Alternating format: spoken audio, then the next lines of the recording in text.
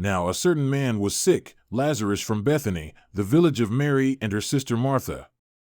And it was the Mary who anointed the Lord with perfume, and wiped his feet with her hair, whose brother Lazarus was sick.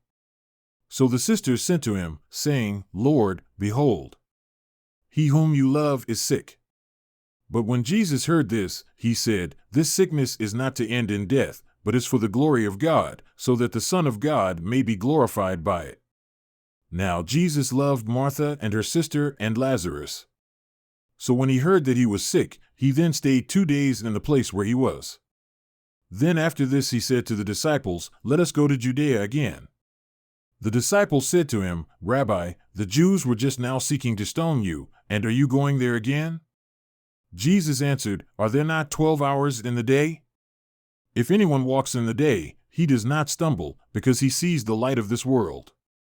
But if anyone walks in the night, he stumbles, because the light is not in him.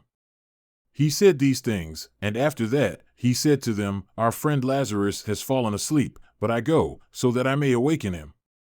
The disciples then said to him, Lord, if he has fallen asleep, he will be saved from his sickness. Now Jesus had spoken of his death, but they thought that he was speaking of actual sleep.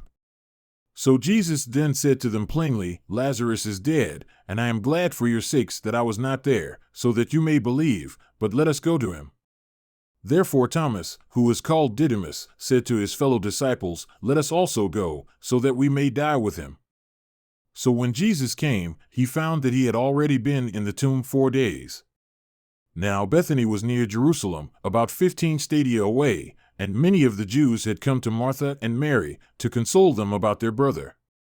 Martha therefore, when she heard that Jesus was coming, went to meet him, but Mary was sitting in the house. Martha then said to Jesus, Lord, if you had been here, my brother would not have died. But even now I know that whatever you ask from God, God will give you. Jesus said to her, Your brother will rise again. Martha said to him, I know that he will rise again in the resurrection on the last day. Jesus said to her, I am the resurrection and the life. He who believes in me will live even if he dies, and everyone who lives and believes in me will never die, ever. Do you believe this?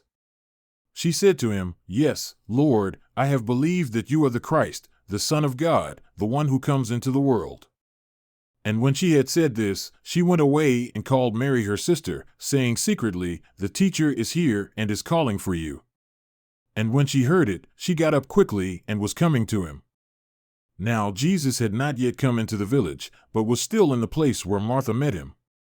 Then the Jews, who were with her in the house and consoling her, when they saw that Mary rose up quickly and went out, they followed her, thinking that she was going to the tomb to cry there.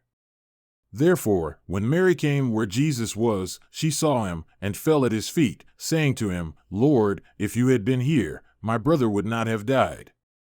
When Jesus therefore saw her crying, and the Jews who came with her also crying, he was deeply moved in spirit and was troubled, and said, Where have you laid him?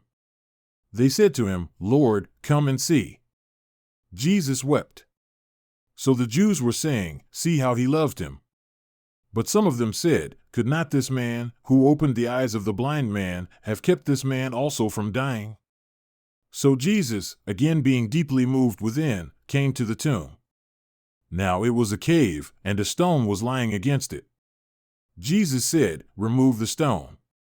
Martha, the sister of the deceased, said to him, Lord, by this time he smells, for he has been dead 4 days. Jesus said to her, Did I not say to you that if you believe, you will see the glory of God? So they removed the stone. Then Jesus raised his eyes, and said, Father, I thank you that you have heard me. And I knew that you always hear me, but because of the crowd standing around I said this, so that they may believe that you sent me. And when he had said these things, he cried out with a loud voice, Lazarus, come forth. The man who had died came forth, bound hand and foot with wrappings, and his face was wrapped around with a cloth. Jesus said to them, Unbind him, and let him go. Therefore many of the Jews who came to Mary, and saw what he had done, believed in him. But some of them went to the Pharisees, and told them the things which Jesus had done.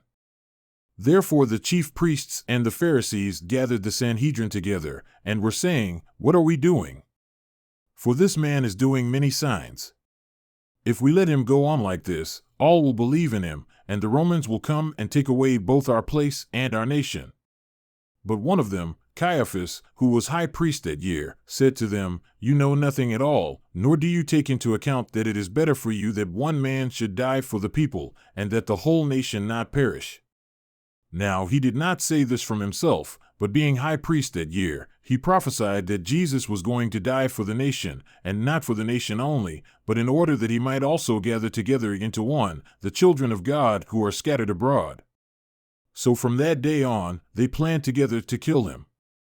Therefore Jesus no longer continued to walk openly among the Jews, but went away from there to the region near the wilderness, into a city called Ephraim, and there he stayed with the disciples. Now the Passover of the Jews was near, and many went up to Jerusalem from the region before the Passover to purify themselves.